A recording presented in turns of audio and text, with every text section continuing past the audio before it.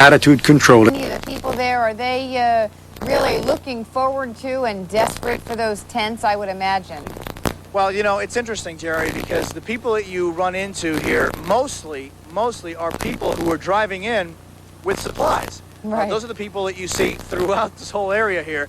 And those are the people who say, hey, I've got water, hey, I've got ice. As a matter of fact, earlier tonight, bumped into two gentlemen that drove down from, I think it was West Palm Beach, with two tractor trailers packed with ice. And they just walked up and they said, see these two tractor trailers are filled with ice. What do we do with them? I said, look, you know, I'm not the guy to talk to. Right. I sent them over to the Emergency Operations Center. I'm not sure that they got a response there because it's a very difficult, still, the coordination and the communication is very, very bad. But a little bit better today than yesterday, Jose? It certainly is better, and you can sense that the tension is diminishing. You can sense that as more and more troops come in, more and more supplies come in, that the people in the outlying areas are finding out that, hey, you know, help is on the way, help is here. But, Jerry, to answer your question specifically, most of the people are still in the homes or the skeletons of what at one time were their homes, and most of these people, our understanding is, have lost any kind of power in their radios, so they are not able to monitor us on Y100. So a lot of people aren't really aware of what has been going on, especially in the last 24 hours. And these 24 hours have been key. This is when the relief has really, the supplies have really started coming in. So with those 10,000 radios that the U.S. Army is going to be distributing, hopefully the communication will increase. But I can tell you that as every day goes by, every single day, every single hour that goes by, I mean, I don't know if Tony Segreto said this the other day, every hour seems like a week to these people, and that certainly is the case, because every hour that goes by, they are under the elements, and we've just been slammed in the past 2 days by rain, and those people will be very, very appreciative of the opportunity to have a tent, a roof over their heads, and some warm meals on a regular basis. Yeah, you know, we've been talking about today that we all can't believe that it's been a whole week, 7 days since Hurricane Andrew hit, because, you know, we've been busy and we've been working for these people who, as you say, are you know, struggling to get their houses back together and out there under the elements. I'm sure the time has not passed as quickly. It has not passed quickly at all, Jerry, and what we're going to do in a little while, actually, I'm going to do this. I'm going to turn off all these lights around us just to show you how dark this is. We did that a little bit yesterday. But the darkness is just intense. And, you know, you say, well, the darkness is always intense. But out here, it's even more intense because there is just no lights anywhere. And add to that the lack of communication, even the lack of a radio, because the batteries have gone out. That was their link with us, with civilization, with society, with information.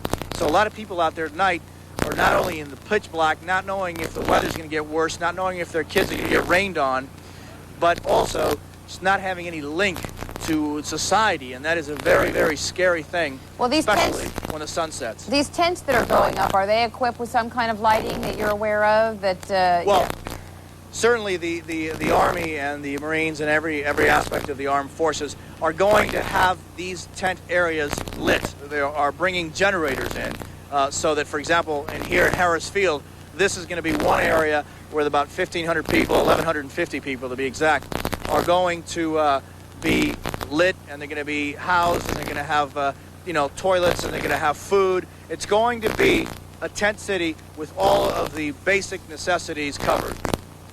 Okay, Jose, my colleague, Jose Diaz-Balart in our South Dade Field Bureau. I'm Jerry Helfman in Miami. We're going to be back with much more. Please stay with us.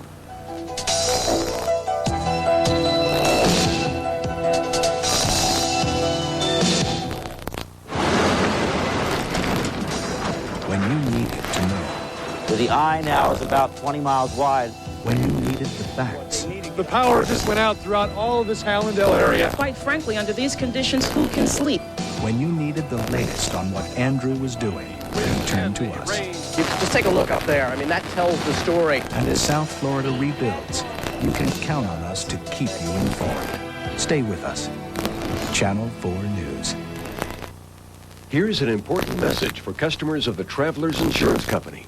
If you have a claim as a result of the recent hurricane, please call 1-800-842-6516.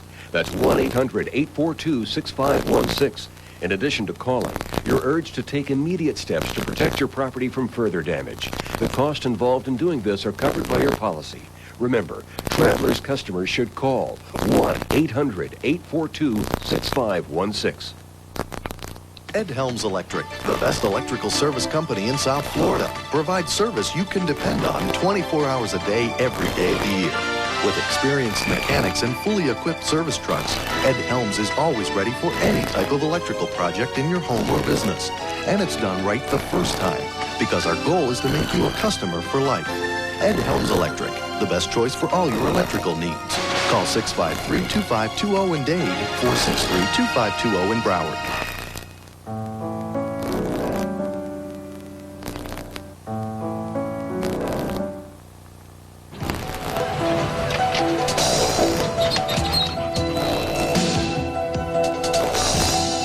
The time now is 11:03, and Channel 4 continues its coverage of the aftermath of Hurricane Andrew. Some good news tonight from health officials for part of Dade County anyway. The boil water order has been lifted for all of northern Dade County, north of Flagler Street. Anyone living north of Flagler Street or anyone living on Miami Beach, you no longer have to boil your water, and that is good news indeed. As I said, the time now is 11:03, so it's a good time for our 11 p.m. update. Not much has changed throughout the evening, but for those of you just joining us, the damage estimate is now at $30 billion plus. 20 billion of that accounts for loss of property. 180,000 people are homeless. 63,000 homes have been destroyed. 275,000 people are without power in Dade, 12,000 without power in Broward, and FP&L is working 24 hours a day to restore power for us. 12,000 tents are on their way. They haven't arrived yet. They are on their way in Homestead to be set up in neighborhoods. We were just talking to my colleague Jose in Homestead, and he thought he saw a caravan of trucks that just might have those tents on them, so that could be some good news for those folks down there. Also, 20,000 federal troops have been ordered to South Florida. 5 naval ships are en route. I believe the first of which are expected to arrive tomorrow morning. They're bringing over 2,000 tons of supplies, food, equipment, and so on. The death toll for Hurricane Andrew now stands at 26. 10,000 radios have been handed out. I understand the Army gave out 3 batteries, which with each one of those radios, and that is supposedly going to aid a great deal in the communication problem. Those radios, if you have them, or if you have them and you know somebody who doesn't, please pass along the very important information of where the shelters are and where the food can be found for those who may not have access to that kind of information. We'd like to now tell you a story about a group of Homestead-based Air Force reservists who returned this afternoon from Italy, where they were on a training mission. As you know, Homestead Air Force Base was totally wiped out. Well, Ari Adzer followed one of those reservists home as he saw the damage from Hurricane Andrew for the very first time. I want to see what South Dade looks like.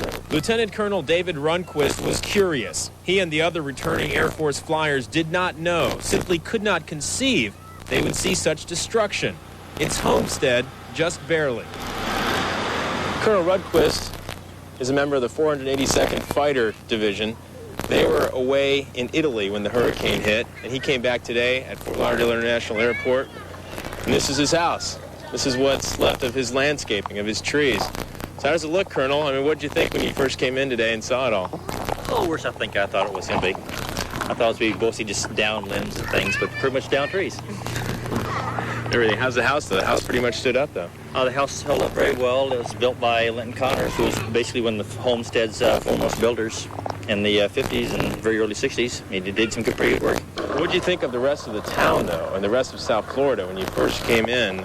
Actually, I was shocked that the Lauderdale area and north part of Dade looked very, very nice. It's as though the storm was very, very concentrated in a small area. South Keller Ridge, of course, is pretty much devastated. You lived through it. What was it like for you here at the house? It was scary. We had 8 people in our back hall in the house during the hurricane.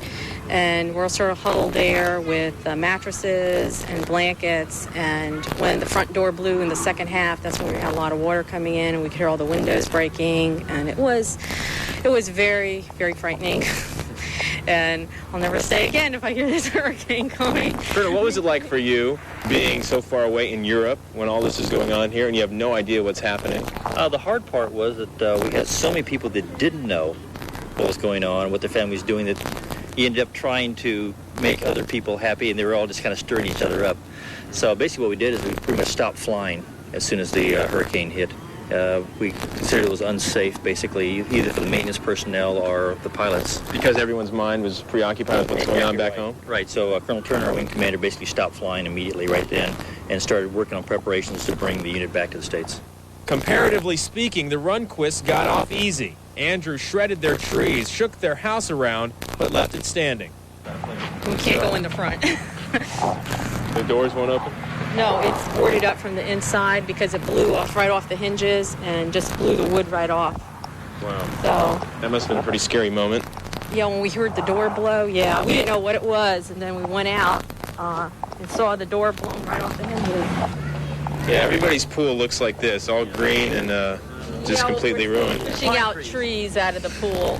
But yeah, we did a lot of, we did a week's worth of cleanup. Right, so it looks much better now than it did. Oh, yes. It's a week later. So it was pretty bad. Where did you ride out the storm? Back hall in the house, and that's where we were all sitting, this little back hall with mattresses blocking one end, and then the water started coming in, and we were getting all, sort of worried because we didn't know how much rain there was. So I think the fact that there wasn't that much rain with this hurricane sort of saved a lot of people, a lot more water damage. What did it sound like? Like a freight train going over your house. It was like a freight train, and the walls were shaking, and that's what we were. And then we heard the door blow in the second half of the storm, and that was very frightening. We're really very thankful we made it through. When you listen to this, are you glad you missed this? No. Actually, I'm sorry I missed it, because think all people now talk about the storms in the 60s or some of the famous storms. You missed it. May he always be so lucky. In Homestead, our Riyadzer, Channel 4 News. Well, the amount of work needed to rebuild the Homestead Air Force Base is just incredible. Jose, are you with me down there in Homestead? Here we are again, Jerry. It's just I was just saying, the amount of work that needs to be done down there. The people, certainly Homestead Air Force Base is vital to us here in South Florida, but, we can't forget that it was, along with many other bases, under consideration for closure. And so, everyone's been asking, are they going to rebuild it, or are they just going to say, well, Mother Nature did us a favor and knocked it down? Connie Mack was in here last week, U.S. Senator Connie Mack, and he was saying he didn't have an answer. He didn't know if it would be rebuilt or not. Certainly there'll be a lot of pressure brought on from our community, but sure, that question is still very much up in the air. Sure, one of the in the first stage where they eliminated the first level of bases up in Congress, Homestead Air Force Base was cleared. So they at least were not of the first tier of bases that the officials felt could be cut. So let's hope that it will be rebuilt. I'm looking over to my... I'm sorry to interrupt. I was asking him when he was here the other day, if he would have any idea, just even to speculate what it might cost to rebuild the base. And, he kind of chuckled and he said, well, just to give you an example, I was talking to Congress a couple of months ago about putting a new hospital there. And he said the hospital that he was talking about was going to cost $60 million. So you can imagine one hospital for $60 million, what it would cost to rebuild that entire base. It's just unimaginable. Yeah, and they're going to have to build it. They thought it would withstand a hurricane. Obviously, it didn't. It would have to be rebuilt. Jerry, let's switch gears here and go over to Phil Schuman, our reporter. Somebody that's become part of the Channel 4 family, Joe Fagan, who filmed that incredible videotape of the hurricane hitting and how he and his wife reacted to the whole situation. We've shown that video a couple of times, and many of us have gotten to know him, at least through his videotape. Well, today, his father came, and this is what he saw. I'm Phil Schuman on Coral Reef. with Joe Fagan, who came down to his son's house here from Singer Island and the Palm Beach Shores area. Now, you stayed away. Definitely. To try to stay out of everybody's... We tried to come down, but the TV kept telling us, don't come by, you know. And this is your son's place. When you came here, were you prepared for what you saw? I could not believe it. On the way down on the turnpike, I was taking a look at these homes, and I could never in my life imagine that his home could be like what I've seen on the turnpike. It was unreal. And so I imagine you feel good about the fact that as bad as the house is, and we can take a look back here as we talk, and there's a lot of cleanup underway. We've been talking with a lot of the neighbors here. People are helping out. Insurance adjusters are coming in with checks. Well, I tell you, I didn't know my son accumulated so many friends, and it's unbelievable how everybody's pitching in here. Does he have a place to stay? No, not yet. He's still looking for a place. You know, ironically, Joe, your son's first name is what? Joseph. Also Joe. He was one of the ones that came to Channel 4 with home video that we had on the air. That's right. Right after the storm. That's right. I don't know if some of our viewers might remember that or not. It was dramatic. Well, he was taking a video not to see a damaged home. He was just taking it to go through it, and it wound up where he had one of the damaged homes. And the biggest task facing him right now, what? Is to secure the holes in the roof, try to save what he can? What they're doing, they're just patching the roof up temporarily until the adjuster comes around and sits down with him and does some type of a figuring out how much it's going to cost to rebuild or whatever. People are in pretty good spirits, all things considered, huh? Oh, yeah, we're making the best of it. And here comes Joe. Yeah, this is Joe now. Hi, Joe. You got a moment for this gentleman? Well, let's talk. We don't want to interrupt him while he's working, but are you getting something accomplished here at least? Sure off to help my friends and everybody that's been coming around offering supplies. The airline I work for, Northwest Airlines, dedicated all this plastic and all the wood and everything to help us out. So again, one of the biggest jobs people working on today, nailing that plastic onto the roofs, trying to salvage what they can, get a lot of help from their neighbors, their friends, their relatives that came down in this case, and this is certainly a development that we're all happy to see here in the Coral Reef area. I'm Phil Schumann. Let's go back to you in the studio. You know, Jerry, one of the things that Joe said, Joe's father said, is that it's amazing how many friends you get when times are tough, and that, I think, exemplifies what we've been seeing here. A lot of people helping other people survive and get through some difficult times. It's good to see. Well, they certainly do have a big mess there, and I met Joe when he was in here the other day with his home video, and his wife, I think, is 5 months pregnant, and you know, they're really thankful for all the help. And I tell you, I had a home video that night. I wish I had shot some pictures. Where were you, Jose, during the storm? Were you out covering it? I'm sorry? Were you out covering the storm? Where were you when Andrew hit? I was at the Emergency Operations Center throughout the night, and but I was able to see it actually because there was an opening and you could actually see the whole storm, and it was really a frightening thing. I'd hate to be in a house like Joe's that suffered so much, you know.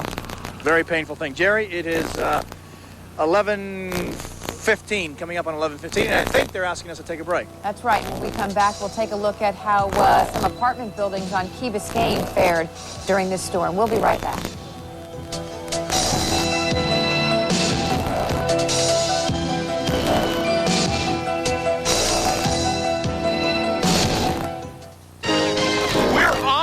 With Toyotathon summer clearance. That's right, Squire, and the deals just keep getting better. Take advantage of great deals on the Paseo. With a terrific low starting price, it's hard to believe. Toyotathon is the best time of the year to get a great car. Traditionally, it's the best time. Also, it's the end of the year. Or save on Tercel, America's lowest price sedan, now with factory incentives and cash back. Save during Toyotathon summer clearance. The best time to save is now. The following is a paid political announcement. Why is Nikki Grossman throwing mud? So you won't know she spent $36,000 taxpayer dollars on travel and $600 hotel suites. She paid $85,000 to have Hollywood Squares do a show and cast party in Broward County. She wasted $350 million on an unnecessary incinerator, doubling trash fees. Nikki Grossman not only takes a salary from Broward County, she's on the payroll of Gulfstream Racetrack. Would I vote for Nikki Grossman? Not on your life. You demand the same things from your car that you demand from your budget. Both have to go more places, last longer, and work harder than ever. So get Walmart savings on the motor oil engineered for today's smaller cars. Castrol GTX. Castrol provides maximum protection against viscosity and thermal breakdown. And Walmart savings provide maximum protection against paying too much. Walmart. Always the low price. Always. The following is a paid political announcement. Last year, Dade County was hit with the biggest court scandal in our history. Several judges were indicted. One thing became clear. Dade cannot afford anything but the best this year. Robert Weiner, with 24 years' experience, represents the best our community has to offer.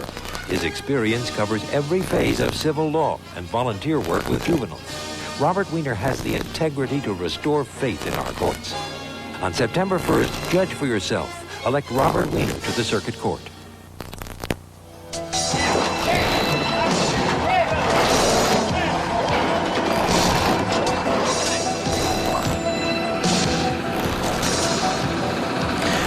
Good evening, Jose Diaz-Balart here at Homestead, Harris Field, which has become Harris' tent city, or at least tent city to be.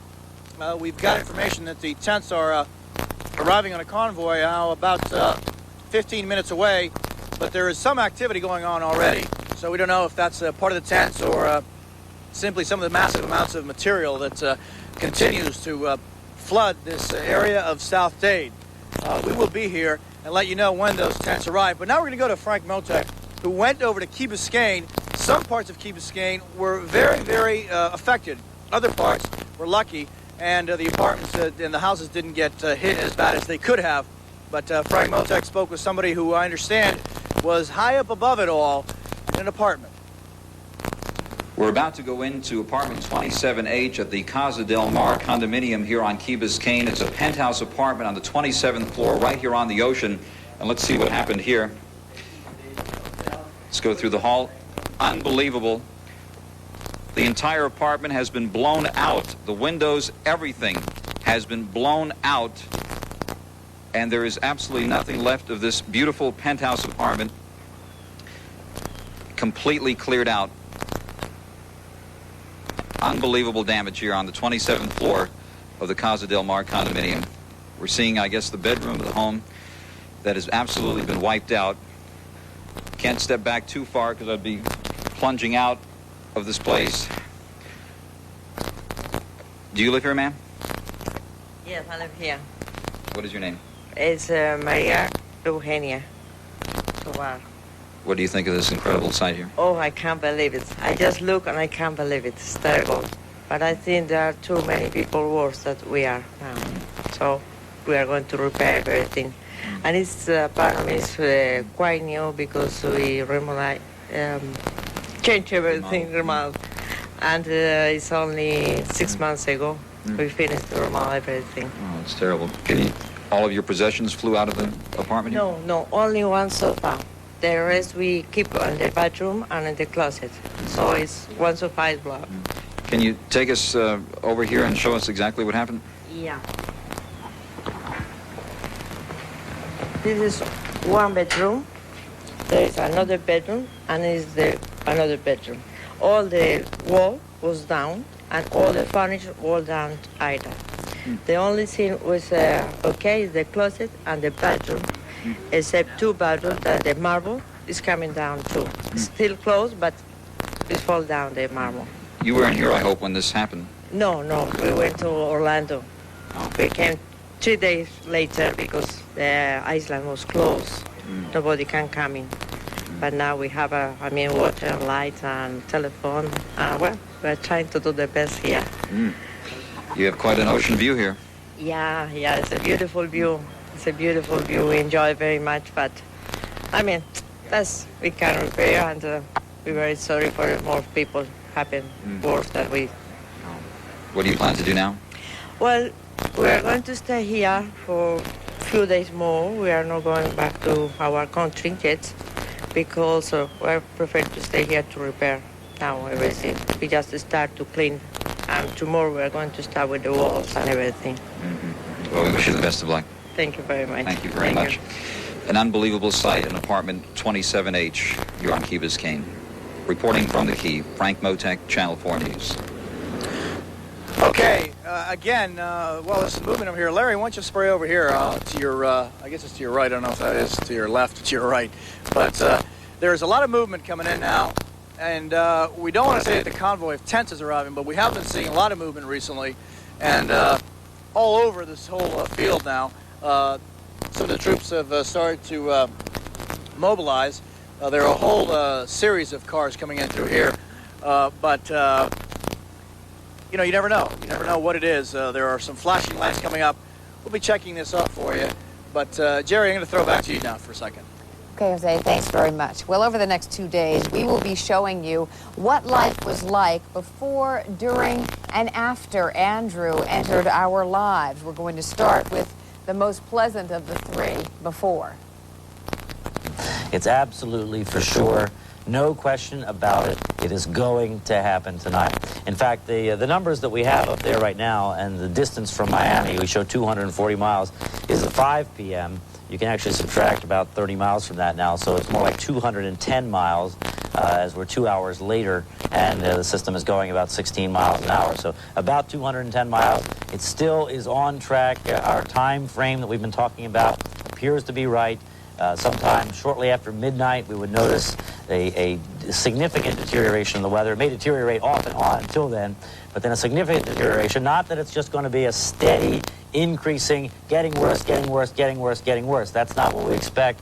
We expect it to get worse a little bit, maybe get a little bit better, then get a little worse the next time, and get a little better and get a little worse the next time, until that core comes in, wherever that comes in. And boy, you're not going to miss that, because it's going to be as loud as anything and as frightening as anything you've ever heard. How long can you guys keep this place open?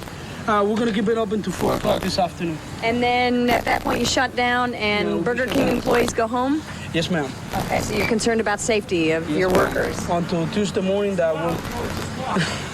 Until Tuesday morning? Until Tuesday morning that will come in at 10 o'clock in the morning to see what's the damage, and then if we have power, by Wednesday morning we'll be open. We are now at a home in Coral Gables, and Bruno Navica, you have put big doors up on your front window. Rather ingenious. I'm assuming you had spare doors around and couldn't find plywood? Well, we found them in a demolition, we have a demolition company, and we salvaged the doors. Smart idea. Yeah. Will they hold? Oh, yes, they will. Okay, and you've got plywood to fit the rest of the windows in the house? That's correct, yes. Okay. Good luck.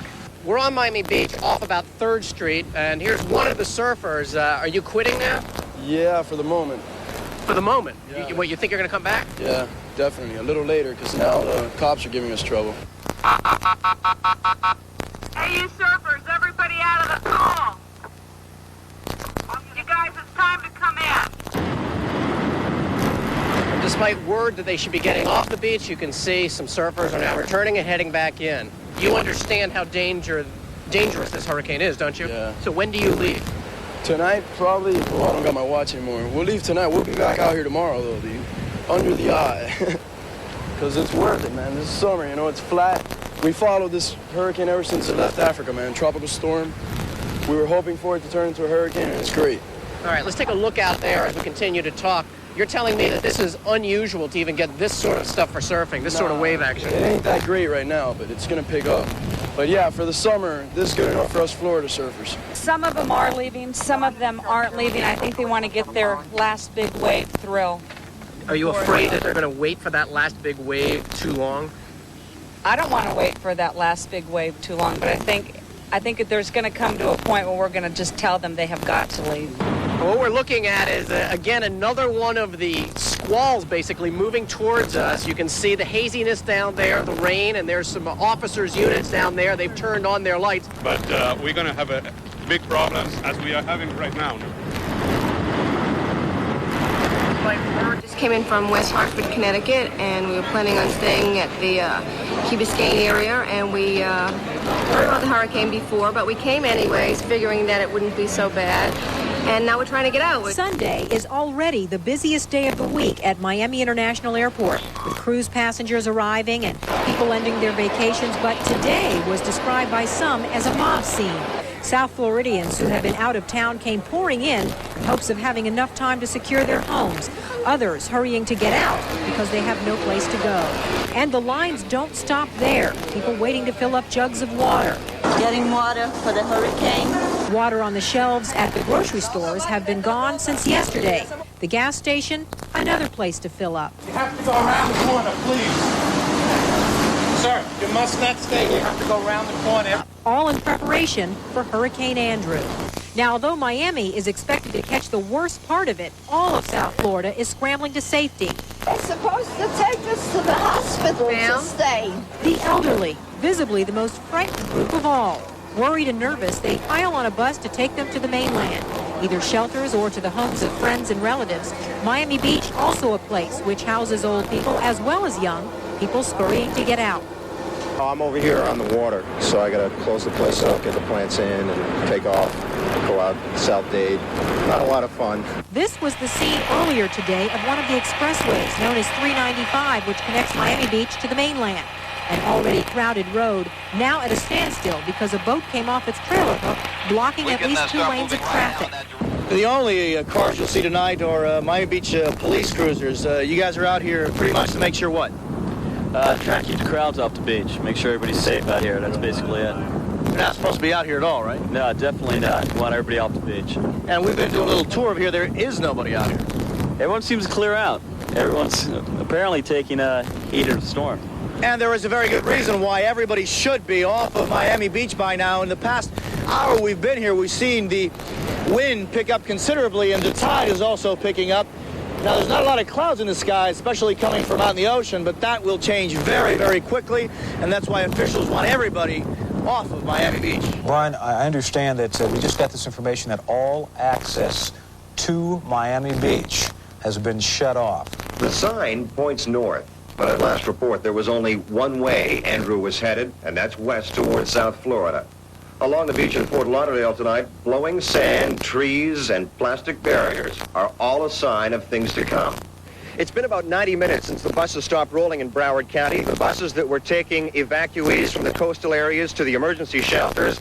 And it was about 30 minutes ago that emergency coordinators suggested people stop driving. People should have been to those emergency shelters or wherever they were going about 30 minutes ago. It's not safe to be driving on these streets anymore. Standing on the beach strip in Fort Lauderdale, it's about 7 or 8 hours before we will feel the full strength of Hurricane Andrew. But already winds are 30, maybe gusting to 40 miles an hour. It is starting to rock and roll out here. Good evening. Hurricane Andrew continues to move on its westward course towards southeast Florida. The eye of the hurricane is expected to cross the Miami area somewhere around 8 a.m. tomorrow morning. The outer bands of the hurricane are now coming across South Florida. Those continuous bands, heavy rain, and strong winds will be moving across the coast here around 2 to 3 a.m. this morning. I'm Bob Sheets from the National Hurricane Center in Coral Gables, Florida. All right, we do have the latest advisory that Brian Allen just brought in from the Storm Center here, and we've talked a lot about the pressure being somewhat stationary, somewhat even, although the wind speed has been lowered to 140 miles per hour. We're still talking about a Category 4 hurricane, and we're not looking at any significant change in the effects that we expect. And Yvette Wiley has brought us the Miami Herald. You can see that the big headline, the big one. This is Monday, August 24th, the forward edition. Hurricane of our nightmares is knocking at the front door. And, of course, the rest is history. We will resurrect some more of our coverage during this storm a little bit later in this broadcast. Now, just a couple of announcements before we take a break. Employees of the Perrine Social Security Office should report for duty tomorrow at the Miami South office. That is located at 7000 Southwest 62nd Avenue. The Perrine office was destroyed by Hurricane Andrew. Builders Square on US 1, South Dixie Highway, Southwest 104th Street is open, and they tell us they are stocked with supplies. So that may be one place you want to head tomorrow morning. And Gerber baby food is being distributed at a Salvation Army Center tomorrow. That's at Southwest 288th Street and US 1. The time now is 11:30, and we will be right back after this break. Stay with us.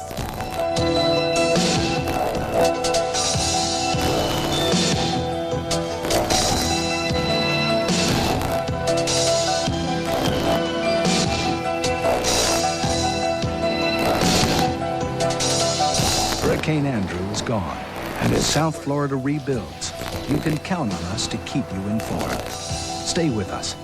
Channel 4 News.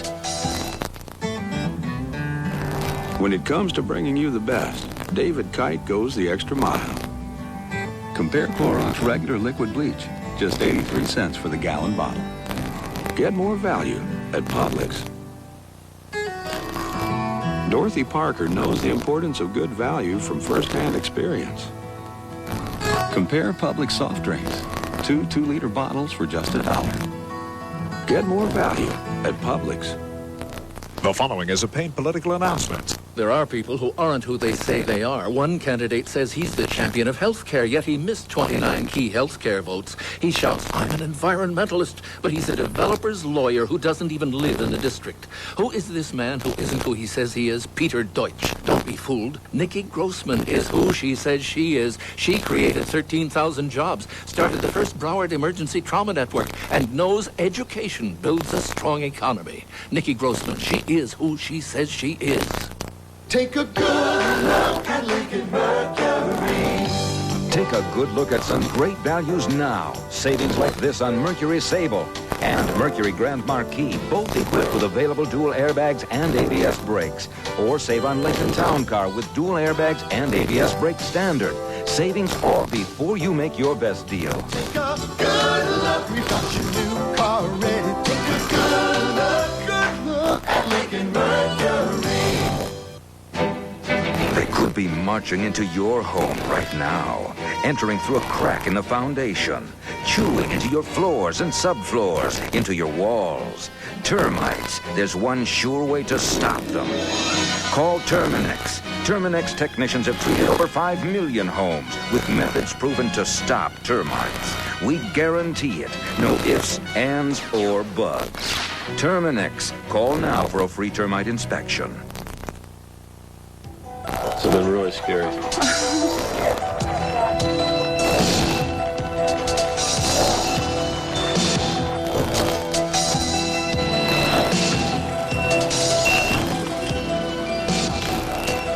Welcome back. I'm Jose Diaz.